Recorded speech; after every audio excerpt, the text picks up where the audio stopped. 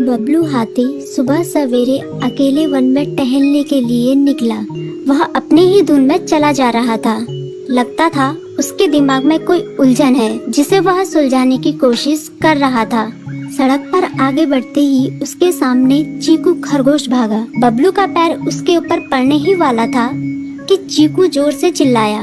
उसकी आवाज सुनकर बबलू ने अपना पैर पीछे खींच लिया। कहाँ खोए हो बबलू भाई? कहीं नहीं, बस कुछ ऐसे ही सोच रहा था। किस बारे में? तुम जानकर क्या करोगे? शायद मैं तुम्हारी कुछ मदद कर सकूं। तुम तो जानते हो आजकल वन में कितनी चोरियां हो रही हैं, पर चोर का कोई अता पता ही नहीं है। इस बात को लेकर वन के सारे प्राणी चिंतित थे। वे वहाँ खुद को सुरक्षित महसूस नहीं कर रहे थे। अरे चीकू भाई, हम मजबूर हैं। हम चोर को पकड़ ही नहीं पा रहे हैं। वह बहुत चालाक है और अपने काम को बड़ी कुशलता से अंजाम दे रहा है। कहीं कोई सबूत ही नहीं छोड़ रहा।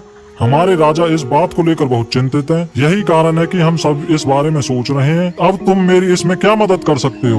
मैं कुछ सोचता हूँ, हो सकता है मुझे कोई उपाय सूझ जाए। प्रयास करने में कोई हर्ज तो नहीं है। तुम ठीक कहते हो चीकू, लेकिन वन के गुप्तचर भी अभी तक इसका कोई हल नहीं निकाल सके। इतना कहकर वे चुप हो गए। बबलू की बातों ने चीकू को सोचने के लिए मजबूर कर दिया। चीकू को उदास देखकर बबलू बोला, तुम अपना मन छोटा मत करो। मुझे अच्छा लगा कि तुमने मेरी परेशानी को समझा। कभी मैं भी इस वन के लिए गुप्तचर का काम करता था।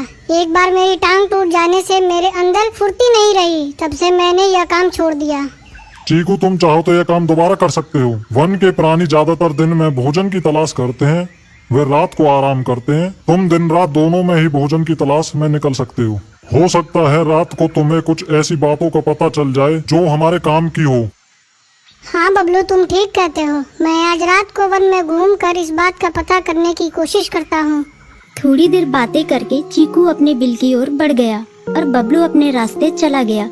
चीकू के दिमाग में अभी तक बबलू की कई बातें घूम रही थी। उसे समझ नहीं आ रहा था वह बबलू की मदद कैसे करे।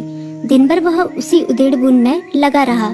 शाम होते ही चीकू कुछ सोचने लगा और वह चुपचाप बिल से बाहर निकल आया। चीकू की पत्नी ने देखा तो बोली, इस समय कहाँ जा रहे हो? बाहर खतरा है। खतरा तो सुबह भी रहता है, लेकिन खतरों से डर कर हम भूखे तो नहीं मर सकते। मैं बाहर घूम कर आता हूँ। इतना कहकर चीकू रात को बिल से बाहर निकल आया। कुछ दूर जाकर उसकी नजर बंकू उल्लू पर पड़ी, जो कुछ ही दूरी पर था।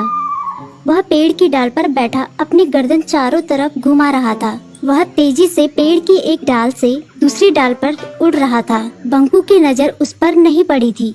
कुछ सोचकर चीकू पेड़ के पीछे से बाहर निकलकर थोड़ी खुली जगह पर आ गया और वहां से बंकू